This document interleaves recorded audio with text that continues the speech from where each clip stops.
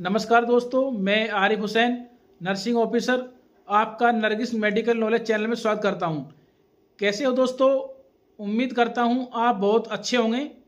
दोस्तों, आज हम बात करने वाले हैं वह कौन कौन से इंजेक्शन होते हैं जिनको हम मरीज के एएसटी करने के बाद ही लगाने चाहिए।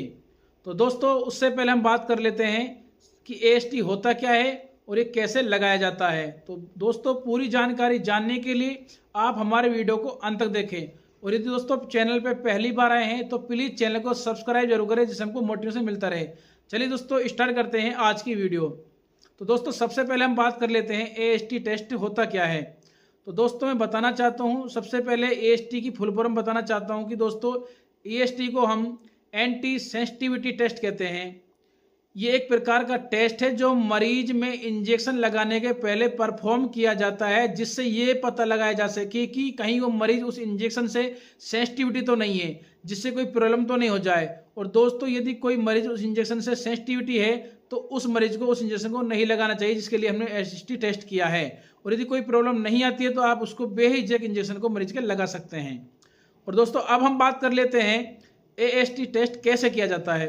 तो दोस्तों, सबसे पहले हम एक सिरिंज लेते हैं, उस सिरिंज में उस इंजेक्शन को हम भरते हैं जो इस इंजेक्शन को हम एएसटी के लिए मरीज के लगा रहे हैं। तो दोस्तों, उस इंजेक्शन में से 1 से 2 बूंद हम मरीज के इंटरडर्मल की जो सतह होती है उसकी निचली सतह पर छोड़ते हैं, लगाते हैं। और दोस्तों, एक पेन से अंडाकार गोला बनाते हैं और 10 से 15 मिनट तक वेट करते हैं। तो हम 10 से 15 मिनट तक ये देखना चाहते हैं कि कहीं मरीज के जहाँ पर पर्टिकुलर जगह पे इंजेक्शन एएसटी के लिए लगाया गया है वहाँ कोई डिस्कलरेशन तो नहीं हो रहा है, कोई रेडनेस तो नहीं है, या कोई ब्लिस्टर तो नहीं निकल आए हैं, या कोई दाने तो नहीं उभर आए हैं। यदि किसी मरीज को चक्कर या उल्टी हो रहे हैं तो इसका मतलब होता है कि वो इंजेक्शन से, जिस इंजेक्शन हम एएसटी के लिए मरीज के लगा रहे हैं, मरीज के वो सेंसिटिविटी है। इसका मतलब उसके रिएक्शन कर सकता है, तो मरीज को इस इंजेक्शन को नहीं लगाना चाहिए। यदि अदरवाइज कोई इसके अलावा कोई प्रॉब्लम नहीं आती है इस इंजेक्शन के एएसटी करने के बाद में, तो आप बेहिचक उस इंजेक्शन को मरीज के लगा सकते हैं। तो दोस्तों, अब हम बात कर लेते हैं कि वो इंजेक्शन कौन कौन से होते हैं जिनको हम एएसटी करने के बाद में मरीज के लगा सकते हैं यदि सेंसिटिविटी नहीं है तो उस इंजेक्शन के प्रति। तो दोस्तों, सबसे पहले हम बात कर लेते हैं एंटीबायोटिक ग्रुप की। तो दोस्तों, एंटीबायोटिक ग्रुप की जो पहली जो मेडिसिन होती है पेनिसिलिन। उसमें देखा जाए तो बेंजाथाइन या पेनिसिलिन जी।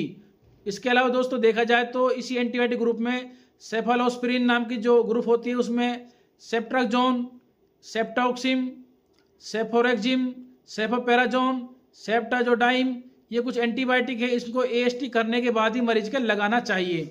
और दोस्तों, इसके अलावा देखा जाए तो इसी ग्रुप में एंटीबायोटिक में तीसरा है जो एमिनोग्लिकोसाइड होता है, जिसमें स्ट्रेप्टोमाइसिन होते हैं, अमीकासिन होते हैं, जेंटामाइसिन इंजेक्शन होता है, कैनामाइसिन होता है, सियासोमाइसिन होता है।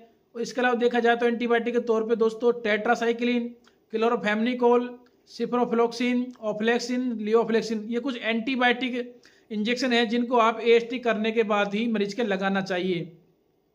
दोस्तों, 2 नंबर पर हम बात कर लेते हैं विटामिन ग्रुप के इंजेक्शन, जिसमें तो देखा जाए तो मल्टीविटामिन। तो मल्टीविटामिन जो इंजेक्शन आते हैं दोस्तों, जैसे कि Vitcofol, Neurobion, Neurokind forte, Neurobion forte, ऑप्टिनोजोनोरोन, ये कुछ विटामिन ग्रुप के इंजेक्शन होते हैं जिनको एएसटी करने के बाद ही मरीज के लगाना चाहिए, अन्यथा नहीं लगाना चाहिए। दोस्तों, अब तीसरे नंबर हम बात कर लेते हैं सीरम इम्यूनोग्लोबुलाइन जो ग्रुप के जो इंजेक्शन होते हैं, जैसे कि एंटी रेबीज। एंटी रेबीज का उपयोग तब किया जाता है मरीज के जब कोई कुत्ता काट लेता है। इसके अलावा दोस्तों देखा जाए तो एंटी डी इम्यूनोग्लोबुलिन और टिटनेस एंटीटॉक्सिन। और दोस्तों, इसके अलावा देखा जाए तो एंटी स्नेक वेनम इंजेक्शन, ये भी वो इंजेक्शन होता है जिसको मरीज को एएसटी करने के बाद ही लगाना चाहिए।